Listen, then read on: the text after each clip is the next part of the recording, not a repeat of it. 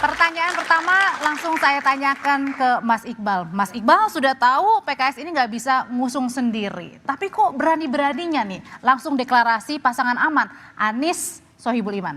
Ya, karena memang kita ingin Jakarta aman ya. Jadi memang ini kan kita berani deklarasi karena sudah ada komunikasi. Dengan? Bang Surya Paloh kan udah statement, Anies tuh ranking 1, nggak ada yang ngelawan. Itu kan udah kode alam tuh. Artinya komunikasi dengan teman-teman Nasdem, ya, dengan PKS, juga mungkin beberapa partai politik PKB yang sudah mengusung Mas Anies, kami optimis. Kenapa? Karena PKS ini kan partai pemenang. Sebelum ada Mas Anies di 2004, PKS sudah menang kok. Ini kan basis teritorial PKS. Oke. Dan kami selalu mengalah. Setiap pemilu kami memberikan kepada orang lain. Dan kali ini desakan kader PKS ingin sekali, karena PKS sebagai pemenang, ingin sekali bahwa pimpinannya maju berlayar di Jakarta. Oke, emang benar Mas Zainul kalau PKS ini sebelum mendeklarasikan pasangan aman juga udah berkonsultasi dengan teman-teman PKB? Ya kalau pembicaraan secara informal disampaikan, betul. Tapi kan kita memahami pasangan aman ini sebagai proposalnya PKS. Yang mesti harus kita dalami lagi terkait dengan potensi untuk bisa memenangkan di Pilkada DKI. Sebagai sebuah proposal tentu kita hargai, tapi untuk menjadi sebuah keputusan harus kita teliti lebih dalam lagi. Gitu, Pak. Kenapa pertimbangannya? Karena kita juga berkaca dari misalnya hasil Pilpres 2024 kemarin, di mana pasangan Amin dan juga pasangan Prabowo Gibran kan selisihnya nggak banyak, hanya kurang lebih sekitar 30.000. Sementara di dalam pasangan Amin itu ada PKB, ada PKS, ada Nasdem. Nah kalau sekarang kemudian pasangannya Mas Anies ini hanya diambil oleh PKS, maka pasti ada potensi suara yang akan hilang dari pasangan. Karena nggak ada tawaran juga ya bagi PKB kalau misalnya udah dikunci sama PKS, cawagupnya dari PKS juga. Iya betul, jadi menurut saya, tapi sebagai sebuah proposal kita hargai. Oke, tapi proposal dihargai tapi belum mencapai kesepakatan ya? Belum, masih jauh ini dinamikanya masih akan berlangsung nanti. Nah, jadi kalau PKB maunya Anies dengan siapa sih? Nanti kita bicarakan dengan sesama partai koalisi. Gitu. Karena gini, karena kita nggak akan bisa memenangkan Mas Anies ya hanya dengan 1-2 partai saja. Pengalaman Pilpres menunjukkan kok. Ya pasangan Amin kalah kok di DKI kan, gitu loh. Artinya apa? Kalau kita kemudian memaksakan Mas Anies hanya diusung oleh 1-2 partai, maka harapan kita untuk bisa menjadikan Mas Anies sebagai gubernur DKI yang kedua tentu akan cukup berat. Gitu. Kalau tadi adalah harapannya partai politik, kalau harapannya Mas Anies, Bang Laude, emang mau Mas Anies dipasangkan dengan Mas Sohibul Iman? Udah komunikasi belum tuh? Ya, saya mewakili relawan dan teman-teman relawan Mas Anies. Ya, pertama kami sangat bersyukur ya atas dukungan partai-partai terhadap Mas Anies. Mudah-mudahan makin banyak lagi partai yang mendukung Mas Anies. Dan sebagai relawan kita komit lah mendukung siapapun partai atau apapun partai yang mendukung Mas Anies. Bagi kami, apapun makanannya, minumannya teh manis. Siapapun wakilnya itu kesepakatan partai koalisi. Tapi Mas Aniesnya udah setuju belum pasangannya cawagupnya Pak Sohibul Iman? Saya rasa kalau kita mengikuti perkembangan ya apa yang terjadi contoh misalkan di koalisi Pilpres kemarin, ya dalam konteks ini ya Mas Anies dan kita di relawan mendorong Mas Anies untuk sangat mengikuti perkembangan yang ada di koalisi. Jadi biarkan teman-teman PKS, PKB pun partai-partai nanti menentukan. Kalau misalnya PKS nampaknya sedang berada di atas angin nih. Kalau gitu Mas Uki sebenarnya kalau dilihat sendiri dari PSI dengan PKS yang sudah mengunci pasangan aman ini bikin resah nggak sih buat PSI kalau mau gabung? Iya, jadi kan kalau misalnya kita melihat sebenarnya ini agak sedikit berdampak ke PSI ya. Jadi kalau misalnya kita melihat ketika Anies Pak Sohibul Iman ini deklarasikan ya, terus kemudian menimbulkan resistensi dari partai-partai yang berpotensi untuk mengusung Pak Anies ya. Ini kan artinya partai-partai tersebut resisten karena seolah-olah PKS sudah mengunci. Dan saya mengerti banget, saya paham dengan Bang Iqbal tadi yang mengatakan bahwa PKS pemenang pilkada di DKI, pemilu legislatif di DKI, DPRD itu PKS ada 18 kursi. Artinya praktis PKS itu hanya membutuhkan 4 kursi. Gitu. Dan ini, tapi menurut saya Bang Iqbal ya, PKS belum cukup percaya diri. Kenapa? Menurut saya PKS itu seharusnya mencalonkan Pak Saiku sekalian untuk jadi gubernur, bukan wakil gubernur kelas PKS ini. Gitu. Nah kalau misalnya kemudian PKS agak kesulitan ya mencari rekan koalisi karena kemudian dari PKB mungkin atau dari yang lain itu agak-agak sedikit berbeda. Saya nanti bisa bisikin ketika saya di PSI, saya bisikin Mas Kaisang, ayo kita berkoalisi sama PKS, kita bawa ini soal PKS ini ke Koalisi Indonesia Maju sekalian. Pak Saiku tuh harusnya maju di DKI. Dan hal itu kalau sudah ngomongin nama Mas Kaisang nih, sebenarnya benar nggak sih kalau nama Mas Kaisang juga sudah dibawa-bawa Mas Uki ke ketum-ketum parpol, bahkan di atasnya ketum-ketum? Ya, tadi saya menyebut nama Mas Kaisang sebagai ketua umum partai politik ya, sehingga Mas Kaisang bisa membawa nama Pak Ahmad Saiku ini ke Koalisi Indonesia Maju gitu ya. Tapi kalau berbicara soal Mas Kaisang memiliki keinginan atau peluang untuk maju ke pilkada, jadi terus terang aja Mbak Audrey ya, sebelum putusan MA ini turun menjadi PKPU, kami belum pernah membahas soal Mas Kaisang maju ke pilkada. Masa? Nah, sekarang ini kan sudah beberapa hari yang lalu itu sudah menjadi PKPU ya. Jadi kemarin saya hari Senin bertemu Mas Kaisang sudah mulai membahas ini. Ya, dan ini sudah bukan mulai hanya belusukan saya. juga ya? Dan ini bukan hanya saya. Ya kalau belusukan itu kan ya namanya juga ketua umum partai ya. Soalnya kakaknya juga udah mulai belusukan, katanya belanja masalah juga. Namanya juga ketua umum partai dan dia kan mewarisi karakteristik suka belusukan itu dari bapaknya. Oke. Mas Gibran, Mas Kaisang itu sama kok. Cuman ini berhubung mau pilkada aja sorotan media kemana-mana. Segala sholat Jumat aja disorot misalnya ya. Padahal Mas Kaisang itu nggak pilkada, nggak pemilu juga sholat Jumat ya sholat Jumat aja. Gitu. Oke. Jadi kita lihat aja nanti ya soal Mas Kaisang akan maju atau tidak. Karena ini legal formal itu baru aja mengizinkan beberapa hari yang lalu. Ya. Dan terus terang aja ada pihak-pihak yang menginginkan Mas Kaisang maju, ada pihak-pihak yang mengatakan Mas Kaisang sebaiknya fokus menjadi ketua umum PSI aja untuk saat ini ya. Dan pihak yang menginginkan Mas Kaisang maju ini nggak cuman internal PSI loh. Dan nggak cuman internal Koalisi Indonesia Maju. Oke. Tapi juga misalnya ada PKB DKI. Saat itu ketika mendeklarasikan Pak Anies Baswedan, itu Pak Hasbiala Ilyas, Ketua PKB DKI, itu menyebutkan hingga 2 kali nama Mas Kaisang dengan narasi insya Allah Anies Kaisang menang. Anies Kaisang? Anies Kaisang menang. Gimana tuh Bang Mas Iqbal? Anies Kaisang katanya nih. Ya udah justru ada info. saya juga aneh juga ya teman-teman partai lain. Ketika PKS itu mengalah untuk nomor 2, justru dibilang nggak percaya diri. Justru kita itu ingin Mas Anies ini tetap berlayar. Kenapa? Karena berlayar bersama PKS? dia sebagai politisi, dia harus memiliki panggung politik. Kalau tidak dia akan tenggelam. Dan kami mendengar aspirasi dari berbagai tokoh, ulama, juga kader-kader bahwa memang kami sepakat. Justru kami itu tidak sombong. Kalau sombong itu justru maju sendiri. Karena apa? Tadi kursinya belum cukup. Justru kami memilih menjadi nomor 2 itu adalah pilihan yang bijaksana. Itu pilihan yang sangat wise, yang sangat mementingkan kepentingan bangsa dan negara. Oke, kalau misalnya PKS diajak sama PSI, nanti nama-nama siapa-siapanya akan dibawa juga ke dalam rapat Koalisi Indonesia Maju, mau gabung koalisi dengan ya kami PSI? sejak awal jelas pilihannya ke Mas Anies. Masuk jadi kader atau pilih wakilnya dari PKS. Itu aja pilihannya.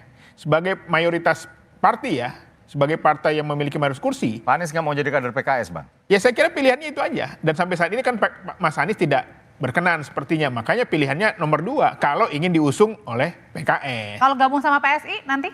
Ada kemungkinan? Saya kira kalau mau bergabung ke PSI, saya kira Mas Anies memilihnya PKS kan udah merespon. Mas Anies mengucapkan terima kasih kepada PKS, akan berkunjung segera kepada PKS.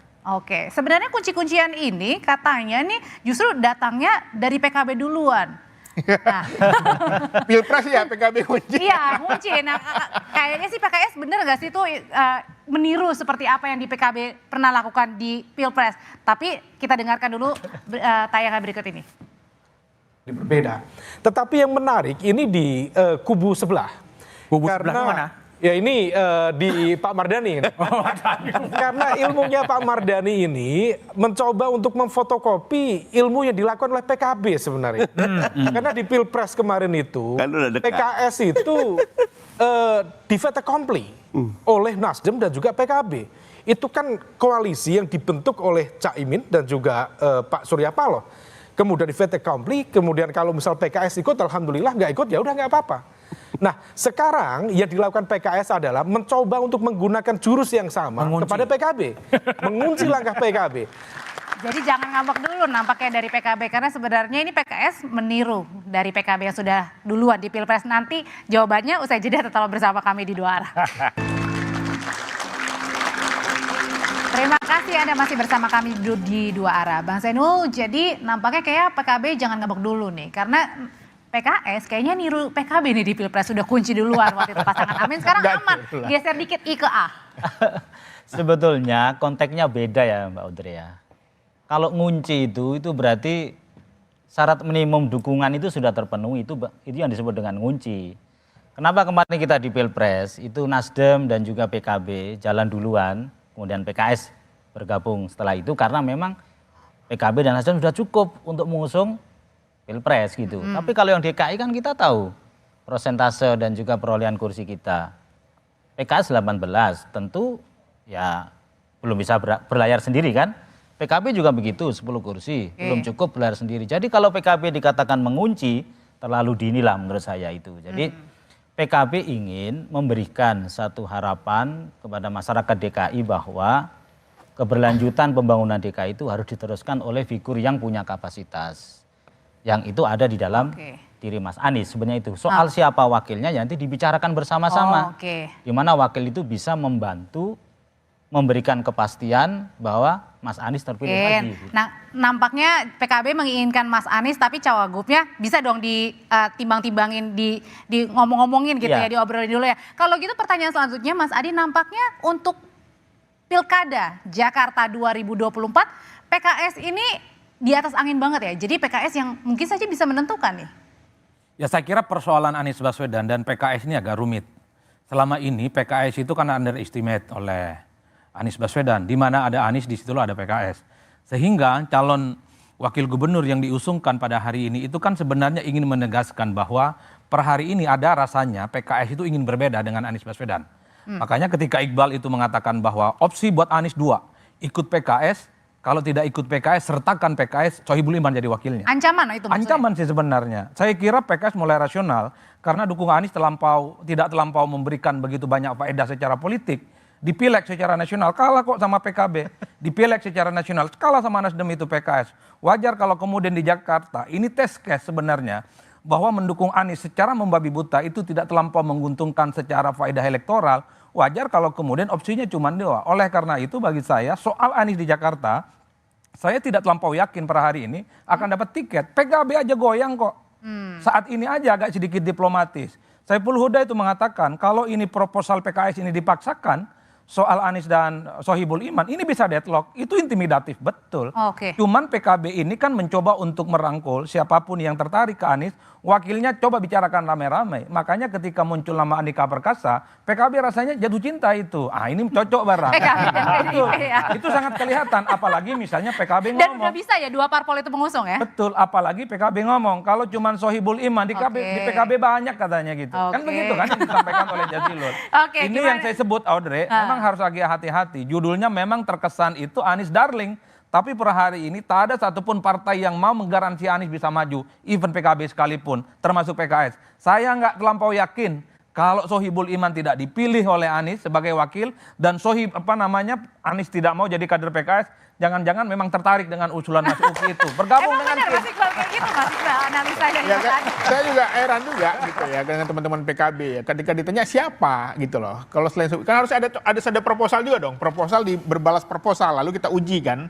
Kalau asumsinya hipotesisnya kalau Anies sama Sohibul Iman ini satu ceruk, ya kita uji dulu dong. Misalnya PKB ngusulin Ida Fauziah misalnya, nanti kita survei kan. Tapi kan katanya Caimin boleh juga nih kayaknya kalau misalnya Mas Anies, Pak Andika.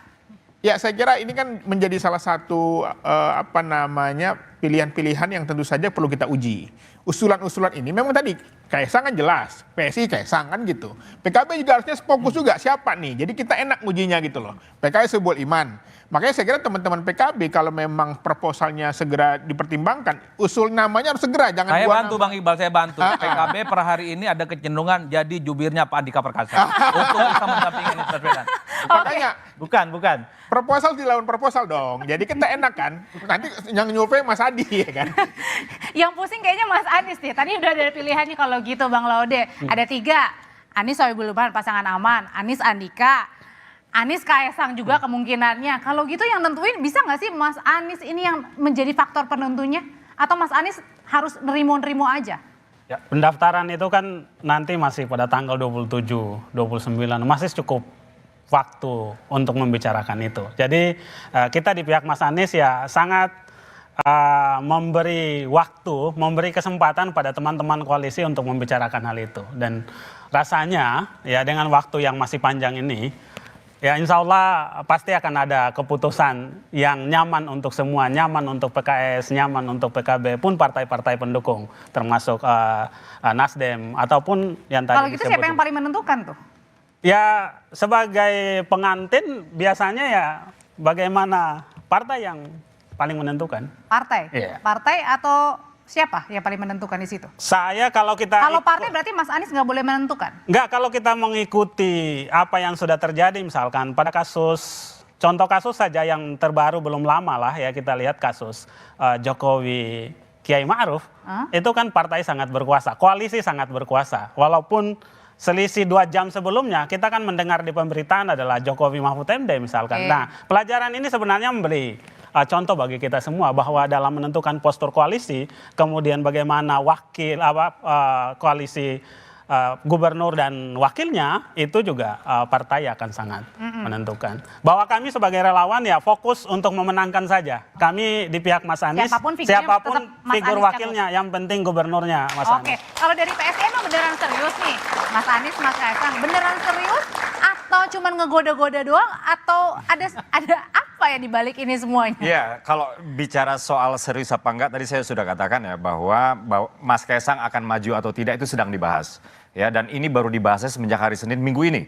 Artinya ini 5 hari lah semenjak ini dibahasnya pertama kali dibahas. cagup cawagupnya atau di mana Mas Kaesang Nah nanti? itu dia sedang dibahas apakah Mas Kaesang akan maju, itu aja dulu ya. Oke. Terkait dengan majunya di mana, kemudian majunya sebagai cagup atau cawagup, ini kita sudah berbicara soal konfigurasi. Kita sudah berbicara soal chemistry antara paslon. Kita sudah berbicara soal chemistry antara partai politik dan lain-lain gitu. Tapi yang jelas kami memperhitungkan ya kayak partai-partai lain misalnya kayak PKB DKI yang pernah memention nama Mas Kaesang ya. Partai Amanat Nasional yang pernah juga memention nama Mas Kaesang di luar konteks Pak Anies ya, saat itu Pak RK ya. Yang kemudian menjadi Mbak Zita ya. Dan juga konteks Partai Nasdem, waktu itu Ketua Partai Nasdem, Mas Wibi pernah mengatakan bahwa Mas Kaesang ini bagus untuk maju di Pilkada DKI, walaupun seluruhannya habis itu adalah karena Mas Kaesang rajin sholat ya, dan lain-lain, itu tentunya kami pertimbangkan gitu. Jadi apakah Mas Kaesang mau maju bersama Anies, ini pertanyaannya masih berjenjang lah. Jadi kita masih di jenjang paling dasar dulu lah, Mas Kaesang maju apa enggak itu aja dulu. Tapi nama Anies Kaesang itu sudah dapat restu dari sang bapak? Oh ya, belum. Tapi Mas Kaesang pun nggak perlu restu juga karena Mas Kaesang itu adalah ketua umum partai. Benar. Ya, artinya begini, kita bisa melihat Mas Kaesang dari berbagai angle ya. Di satu sisi ya, satu angle beliau adalah anak presiden, iya betul.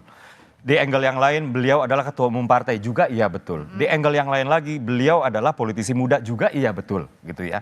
Nah, kaitannya dengan restu, nah ini yang kita pakai adalah beliau sebagai ketua umum partai. Jadi dalam hal ini ketika pembahasan di internal PSI sudah kelar ya, yang kemudian kami bawa ini ke Koalisi Indonesia Maju ya, dan kemudian dibahas di Koalisi Indonesia Maju, maka itu tidak membutuhkan restu dari Presiden Jokowi, yang dimana Presiden Jokowi juga nggak secawe-cawe itulah untuk urusan otak-atik partai politik. Oke, tapi kalau untuk urusan Pilkada Jakarta, Mas Ade, ini Pak Jokowi berperan sentral juga nggak, berperan penting juga nggak menentukan?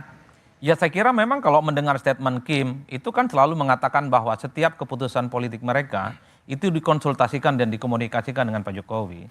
Jadi ini yang kemudian menebalkan satu keyakinan semua begitu banyak pilkada termasuk Jakarta yang disebut sebagai epicentrum pilkada di Indonesia, itu pasti ada peran dari Pak Jokowi, entah sebagai penasihat, entah sebagai konsultan, entah dimintai pendapatnya. Apalagi soal kandidasi di Pilgub Jakarta ini kan Pak Jokowi masih posisinya sebagai presiden. Beda ceritanya kalau Jokowi tak lagi jadi presiden, mungkin Kim akan berjalan sendiri. Jadi bagi saya Mas Uki itu tak terlampau menjelaskan keinginan Kaesang untuk maju. Saya berharap betul sebenarnya ketimbang Pak Jokowi selalu dikaitkan dengan Pilgub Jakarta atau di Jawa Tengah. Udahlah PSI deklarasi aja majukan Kaesang kok. Sudah cukup syarat untuk maju. Gak perlu malu-malu. Ini atas nama rakyat.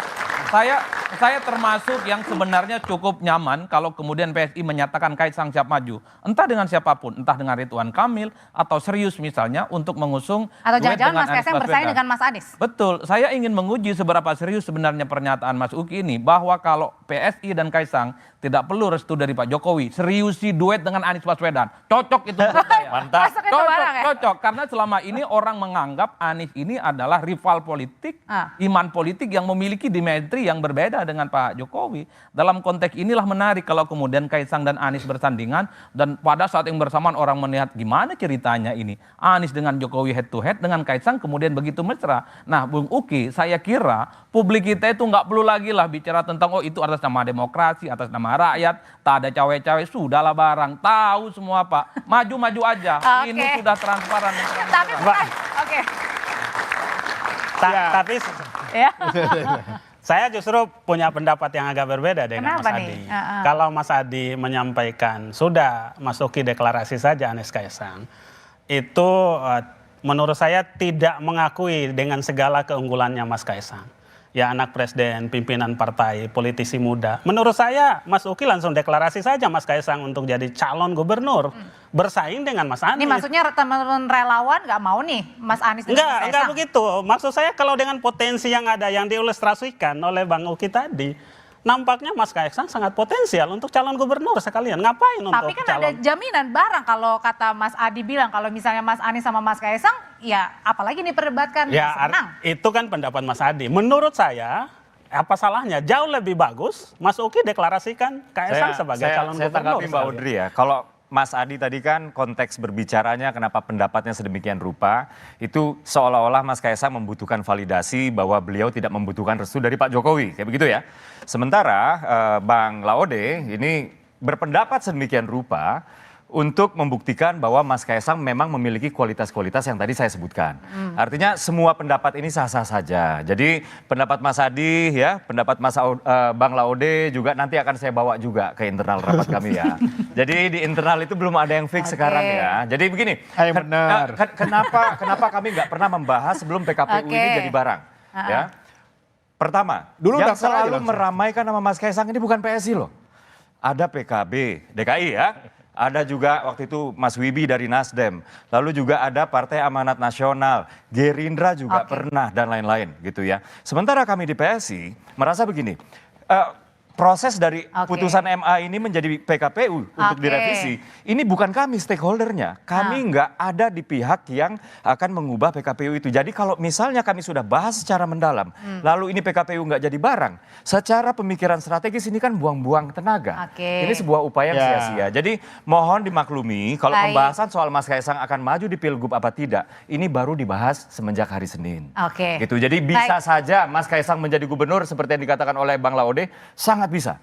Bisa saja Mas Kaisang kemudian deklarasi untuk Pak Anies, Anies Kaisang juga bisa. Jadi kita tunggu aja pertanyaannya proses. kalau misalnya ada nama Mas Anies Kaisang, kemudian juga dari PKB ada nama Mas Anies Pak Andika, kalau gitu pertanyaannya udah siap belum? Jangan-jangan PKS nih ujung-ujungnya ditinggalin sendirian. Usai jeda tetaplah bersama kami di Dua Arah. Apa pernyataan dari Mas Kaisang? Mas Uki, Pak Anies dan saya beda, tapi katanya Anies Kaisang. Iya.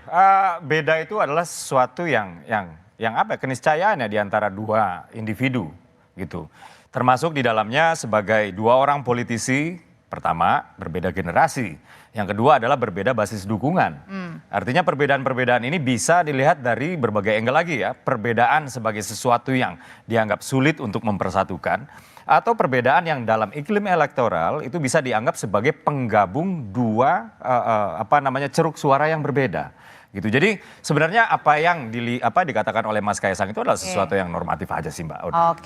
Nah kalau gitu pertanyaannya Mas Iqbal, kalau misalnya semua menginginkan Mas Anies, asal cawagupnya ini dipertimbangkan, PKS bisa ditinggalin dong?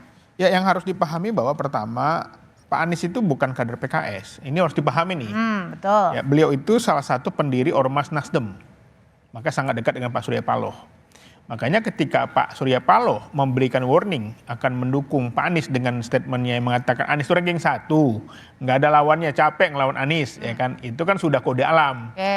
Dan PKS sudah berkomunikasi sebelum mendeklarasikan itu. Artinya kami sangat optimis Nasdem akan mendukung Pak Anies. Bersama PKS cukup. Kalau teman-teman PKB ingin bergabung, welcome. PSI mau bergabung silahkan. Tetapi kami punya harapan, kami punya proposal. Pasangannya aman. Pasangannya aman, supaya Jakarta ini aman.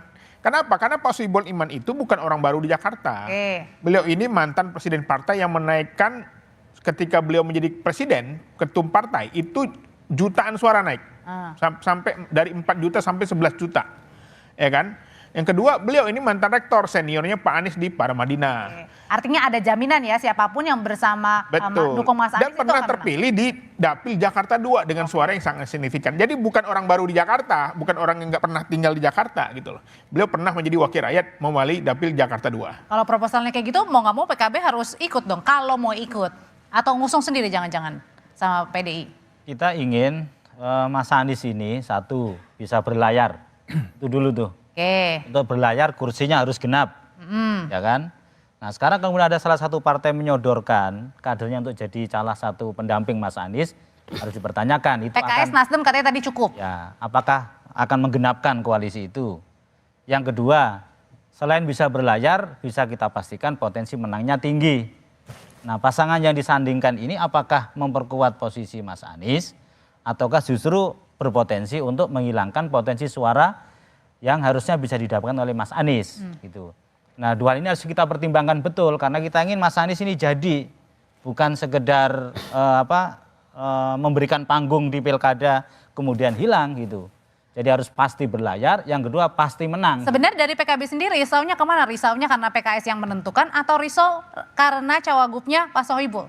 Nah, kita belum bicara soal figur sebetulnya, tapi ingin memastikan bagaimana Mas Anies bisa berlayar dengan seluruh kekuatan politik yang bisa mendukung pemenangan beliau gitu. Makanya kalau bisa jangan buru-buru mengajukan proposal untuk wakil gitu. Kita pastikan dulu koalisinya ini, koalisi yang memang memberikan jaminan Mas Anies bisa berlayar dan menang gitu. Tapi kalau belum apa-apa kita sudah apa istilahnya, ya saya tidak mengatakan mengunci ya, karena kalau mengunci kan kursinya harus cukup ya. Lebih baik ditahan dulu gitu, dibicarakan baik-baik gitu. Ya kalau menurut saya sih memang sebagai partai pemenang pemilu di Jakarta, ya wajar lah. Jadi gubernur aja wajar, apalagi hanya jadi wakil. Nah itu dia, harusnya nggak jadi wakil aja Bang. Nah ini nggak konsisten ini PSI. Harusnya. Tadi dia bilang Mas Anies pengen Kaisang menjadi wakil Mas Anies. Sebagai gubernur lah. Harusnya kalau PSI 18 kursi. Harusnya aja juga gubernur PSI. Karena mereka tahu kalau Pak Anies tidak bersama PKS itu akan lebih lemah. Begitu. Oke, tapi sebenarnya nih kalau dilihat dari Mas Aniesnya sendiri, kalau memungkinkan nggak? Kalau ini kan perebutan nih, jangan-jangan Mas Anies pusing terus, yaudah deh gabung ke Kim aja, ada kemungkinan nggak tuh? Ya segala kemungkinan itu sangat boleh terjadi. Hanya kan kalau kita lihat bagaimana Mas Anies ketika menerima rekomendasi dari PKB, ya beliau menyampaikan terima kasih, hormat, dan rasa syukur. Begitu juga ketika menyampaikan melalui video, karena ketika PKS menyatakan dukungan resmi, Mas Anies sedang di luar, ya beliau juga sangat apresiasi, mendukung, dan berjanji sekembalinya dari luar nanti akan membangun komunikasi dengan pimpinan-pimpinan partai yang hari ini sudah terjalin. Dan insya Allah menurut saya waktu yang cukup untuk menuju 27 Agustus itu cukup banyak untuk Mas Anies membangun komunikasi dengan semua pimpinan-pimpinan partai. Nah kalau kemudian ini bisa dirajut, dijalin dengan baik, insya Allah ya koalisi ini kemudian akan berlayar. Dan harapan kami sebagai warga masyarakat tentu sebelum juga latar belakangnya lahirnya relawan itu kan dari dorongan masyarakat. Ya kita sudah keliling ya dan banyak sekali pernyataan dukungan yang disampaikan, lalu kemudian kita konsolidasi diri, sebagian sudah datang ke PKS, datang ke PKB, datang ke Nasdem, bahkan ke PDIP ya. Insya Allah itu semua tinggal Mas Anies nanti akan merangkumnya. Mas Anies menyampaikan ya terima kasih dan dukungan itu semua akan kita komunikasikan dengan. Oke, kalau sudah banyak yang mendukung Mas Anies, Mas Adi, kalau gitu siapa rival terberatnya Mas Anies nih? Karena kata Pak Surya Paloh, meminjam kata-kata Pak Surya begitu, kalau lawan Mas Anies udah capek. Ya kalau kita membaca argumen statistik hari ini, yang paling kuat bisa kompetitif dan potensial mengalahkan Anies Baswedan adalah Ridwan Kamil. Apapun judulnya, apalagi misalnya Ridwan Kamil ini disokong oleh partai politik yang cukup solid, Kim, yang beberapa waktu yang lalu memenangkan pertarungan Pilpres di Jakarta. Jadi itu menjadi stimulus sebenarnya soal Ridwan Kamil akan bertanding memenangkan pertarungan di Jakarta. Variabel selanjutnya bisa dijelaskan dulu Anies menang itu dikaitkan dengan karena lawannya itu penista agama. Ada demo 212 yang saya kira itu bagian dari resource yang dalam banyak hal memberikan faedah elektoral kepada Anies. Kalau RK yang maju, entah siapapun nanti wakilnya, apalagi Kaisang misalnya jadi wakil, ini tentu menjadi persoalan yang cukup serius dari kubunya Pak Anies Baswedan. Karena yang dilawan itu Ridwan Kamil yang personifikasi politiknya juga dekat dengan kelompok-kelompok Islam. Juga adalah orang yang dikenal cukup humble, dinilai punya approval rating yang tinggi waktu jadi gubernur di Meskipun sekarang Jawa nilai Barat. elektabilitasnya untuk Pilkada Jakarta, Betul, Mas Anies meski tetap sebenarnya RK itu kalau mau realistis harus maju di Jawa Barat. Tidur Oke. saja mungkin menang kan begitu. Tapi yang ingin saya katakan adalah, jadi elemen of surprise dari kubu Kim ini memang mungkin akan kita tunggu. Pasti ada plan lain yang kemudian akan dimunculkan kalau RK misalnya lebih rasional untuk maju di Jawa Barat. Ingat, setahu saya Gerindra itu siapapun yang diusung di Jakarta 2 kali dalam pilkada itu menang. Dulu dukung Pak Jokowi dengan Ahok. Itu mengalahkan petahana. Kemudian dukung Anies Baswedan dengan Sandi. Itu mengalahkan Ahok yang petahana. Jadi dalam konteks ini saya kira Gerindra dan partai politik Kim ini karena sedang mendidih kekuatan politiknya, jangan terlampau disepelekan juga. Kalaupun toh namanya yang muncul itu di luar Ridwan Kamil. Tapi secara prinsip begini Audrey, soal Anies maju dan tidak maju, saya per hari ini tidak terlampau yakin ada partai politik yang iman politiknya itu 100% untuk terus dengan Anies Baswedan. Kenapa? PKB ini kan masih goyang-goyang. Soal potensial deadlock memunculkan bahwa... Kenapa tergantung jatah nanti di... Ya karena pertama, Anies ini bukan ketua umum partai, bukan elit partai. Jadi Tapi sangat nilainya tergantung, tinggi elektabilitas. sangat tergantung 4 partai ini apakah tetap solid untuk mendukung Anies. PKB berulang kali mengomong ini deadlock, mereka belum final dukung Anies Baswedan. Per hari ini pun PDIP hanya ngomong Anies masuk nominasi belum keputusan resmi. Termasuk PKS, ingat loh ultimatumnya luar biasa. Anies pilih PKS atau kader PKS atau kemudian ikut dengan Mas Uki bergabung dengan Kim, itu nggak mudah. Ini bagi saya tawaran-tawaran yang nggak gampang. Ketimbang dukung Anies nggak dapat apa-apa, kalau ditawarin masuk Kim jadi wakil mendampingi Ridwan Kamil dapat menteri, Jangan-jangan jadi kalau bagian gitu dari nanti kekuasaan. PKS kesini enggak, ke sana enggak dong kalau gitu. Ya saya kira kan memang ini kan semuanya masih dinamis ya. Yang jelas kami sudah berkomunikasi. Nah ini lagi-lagi nih, kan nggak mungkin semuanya diungkapkan ke publik juga. Sudah berkomunikasi, sudah ada kode alam dari Bang Surya Paloh, ya kan. Dan karena kami sama Pak Nasdem cukup. Ya tetapi kami juga tidak menutup pintu-pintu dukungan dari partai lain. Karena apa? Karena tadi kami ini sebagai partai pemenang itu wajar. Minta wakil itu wajar gitu loh. Kecuali kami kursinya bukan pemenang. Tapi kalau godaannya kuat dari Kim nih, ditawarin sama PSI gimana? Ya saya sampai saat ini kan kami itu konsisten lah. Boleh dicek lah. Partai yang paling konsisten. Tapi godaannya kuat. Ya godaan itu pasti ada. Tapi sampai saat ini memang PKS konsisten. Dengan statement-statementnya. Dengan prinsip-prinsipnya. Dengan ideologinya. Jadi lagi-lagi saya ingin katakan bahwa PKS menang di Jakarta bukan hanya karena Anies. Sebelum ada Anies 2024 PKS menang. Artinya ini memang basis teritorialnya PKS. Setiap partai politik itu punya basis teritorial. PKB di Jawa Timur, ya kan?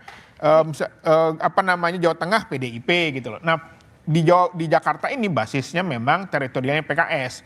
Jadi wajar PKS juga punya peran penting dan strategis menentukan siapa yang akan berlayar dan tidak berlayar. Dan kami sangat bijaksana. Kalau kami egois, kami tidak mementingkan kepentingan bangsa dan aspirasi para tokoh. Kami mungkin mengusungkan nama sendiri. Tapi karena kami ini partai yang menerima aspirasi dari banyak ulama, tokoh, bahkan lintas agama, datang ke kantor kami, ingin tetap Anies berlayar. Kami setuju, kami sepakat Anies berlayar. Tetapi tidak boleh juga melupakan dan mengabaikan dari PKS. Kalau kekeh banget nih PKS dengan pasangan aman, Mas Adi, kalau gitu ada kemungkinan nggak jangan-jangan karena Mas Anies pusing banget akhirnya yaudah deh lari ke PKB sama PDIP aja yang udah jelas-jelas ada Anies dan juga Pak Andika di PDIP dan juga PKB. Usai jeda tetap bersama kami di Dua Arah, saudara.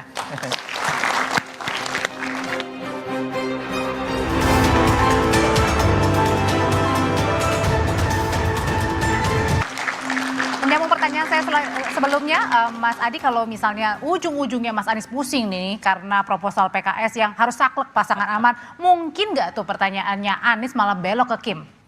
Ya. Atau bukan belok ke Kim ya, belok ke PKB, PDIP dengan Anies Andika? Audrey, saya dari dulu selalu melihat Anies ini seorang politisi, bukan hanya seorang ilmuwan politik yang dulu pernah jadi mantan rektor di Paramadina. Buktinya ketika ramai-ramai orang bicara soal kemungkinan Anies maju Jakarta, ingin ketemu dengan Prabowo Subianto. Anies ini cepat sekali move on-nya. Sementara pendukungnya di Pilpres belum move on. Haram hukumnya berkoalisi dengan Prabowo dan para pendukungnya. Tapi Anies mencoba untuk melakukan komunikasi politik. Ini tentu bukan hanya soal ingin menurunkan tensi politik. Anies ingin memastikan maju Pilkada Jakarta kalau bisa didukung juga oleh Prabowo Subianto sebagai presiden definitif terpilih yang akan dilantik tanggal 20 Oktober. Jadi dalam konteks itulah di antara begitu banyak konfigurasi politik yang berkembang per hari ini, saya meyakini bahwa siapa yang menguntungkan Anies bisa berlayar kemungkinan menang. Disitulah kemudian Anies akan menentukan pilihan politiknya. Terakhir saya ingin menyederhanakan persoalan. Jadi kalau PKS ini sebenarnya dengan proposal politiknya ingin mengunci duet antara Anies dan Sohibul Iman, cukup meyakinkan Nasdem sudah bisa berlayar ini barang. Kalau misalnya PKB protes, PDIP misalnya enggan untuk berkoalisi dengan Anies, bikin poros politik sendiri. Dua partai ini sudah cocok, sudah cukup untuk mengusung calon gubernur dan wakil gubernur. Ketimbang ribut-ribut, kursi sudah cukup, biar ada begitu banyak calon yang muncul, rakyat Jakarta lah yang akan diuntung. Kalau ya Mas Iqbal kalau gitu ya udah nggak usah nampung-nampung lagi, parpol lain cukup dengan PKS dan Nasdem saja. Ya saya kira memang ini kan komunikasi masih berjalan. Kami sih berharap ya bahwa dukungan ini terus bertambah dengan proposal yang kami ajukan. Karena apa? Karena kami punya rasionalisasi. Calonnya punya kompeten, kami sebagai ketua DPRD, dan di PKS itu menariknya, kalau yang maju itu kadernya, itu kekuatan kadernya bisa 3 kali lipat. Ini tentu saja juga keuntungan bagi Pak Anies. Makanya kami memiliki pantun, pergi berlari ke Senayan, pulangnya beli jajanan. Cakep. Mari PKS dukung Sohibul Iman untuk wujudkan Jakarta aman. Mas Enu, ada kemungkinan nggak kalau gitu ya udah deh nggak usah capek-capek bentuk poros aja nanti PDIP dengan PKB. Saya cuma mau mengingatkan saja bahwa kalau kita mengaca ke hasil Pilpres pasangan Anies Mohaimin di mana Pak Anies sebagai figur sentralnya itu 2,6 juta. Prabowo Gibran juga 2,6 juta. Selisih 30.000. Sementara ada sisi lagi yaitu Ganjar 1,1 juta. Ini juga harus dihitung oleh mereka yang ingin Pak Anies jadi gubernur gitu. Jadi saya kira kalau hanya sekedar berlayar, saya kira Nasdem dan PKS sudah cukup berlayar. Tapi kan tidak cukup hanya berlayar, kita ingin menang. Pertanyaannya, apakah dengan koalisi Nasdem dan PKS sudah bisa mengantarkan kemenangan Pak Anies? Ketika kemudian kekuatan politik yang lain tiba-tiba kemudian bergabung di satu poros yang itu head to head melawan Pak Anies. Itu jadi pertanyaan gitu. Nah saya kira saya setuju dengan Bang Iqbal, ini masih di proposal PKS itu masih terus kita dalami untuk melihat potensi seperti apa ke depan. Gitu. Kalau dari PSI sendiri inginnya Mas Anies, Mas Kaisang atau bikin poros baru di Pilkada Jakarta? Ya, sepertinya nggak harus ada poros baru atau harus ada poros baru, itu bukan menjadi concernnya PSI maupun Koalisi Indonesia Maju. Ya, yang menjadi concern PSI atau Koalisi Indonesia Maju adalah Jakarta ini baik itu sebagai ibu kota, sebagai DKI waktu itu ya, maupun sebagai DKJ daerah khusus Jakarta. Di sini menurut Kadin itu berputar 80% keuangan nasional. Itu satu ya. Lalu yang kedua, Jakarta hingga saat ini walaupun statusnya sudah DKJ, itu masih menjadi rumah bagi pemerintah pusat. Dan ini artinya apa? Koalisi Indonesia Maju ingin melanjutkan kemenangan kami di Pilpres di beberapa daerah-daerah yang kami anggap strategis. Kami nggak kepengen pernah terjadi di Jakarta ya, ketika pemerintah pusat arah kebijakannya ke kanan, kemudian di Jakarta pemerintah provinsinya arah kebijakannya ke kiri. Saya nggak sedang mengatakan yang paling benar itu yang ke kanan atau yang ke kiri, tapi ketidaksinkronan inilah yang kemudian membuat rakyat yang paling dirugikan. Kami nggak pengen itu terjadi lagi, dan itulah kenapa kami bertekad untuk Koalisi Indonesia Maju akan menurunkan kesuksesan kami di Pilpres ini kepada Pilgub DKI. Baik. Bang Laude, kalau gitu sebenarnya Mas Anies sekarang ya karena di atas angin jadi anteng-anteng aja, atau justru Mas Anies yang harus meyakinkan ketum-ketum parpol? Ya, yang menjadi concern kita adalah pada bagaimana kesejahteraan masyarakat Jakarta diwujudkan. Contoh kasus misalkan kita lihat 2 tahun belakangan ketika Mas Anies tidak di Jakarta, KJP Plus, pelayanan masyarakat itu misalkan kartu Jakarta Pintar Plus dikurangi angkanya, dikurangi penerimanya. KJMU ini mahasiswa rame kemarin itu ya, kartu mahasiswa unggul, beasiswa untuk mahasiswa. Ya, di Jakarta itu juga kurang, kartu lansia. Intinya pelayanan kesehatan pendidikan hari ini setelah Mas Anies tidak gubernur. Ya, jadi Mas Anies penantang juga ini di Gubernur DKI Jakarta karena 2 tahun ini gubernur giveaway ya, gubernur pemberian. Ya itu yang akan dibenahi oleh Mas Anies. Nah, ini adalah jawaban real ya kepada partai, adalah pembuktian bahwa Mas Anies selama memimpin Jakarta itu memberikan pembuktian tentang pelayanan terhadap masyarakat. Nah, inilah yang kemudian harus dilanjutkan dan ini adalah juga menjadi komunikasi. Komunikasi kepada partai pendukung. Yang kedua yang ingin saya sampaikan adalah... sudah kita tangkap Bang Laude kalau gitu ya. Artinya adalah komunikasi dengan para pendukung termasuk Ketua Umum Parpol.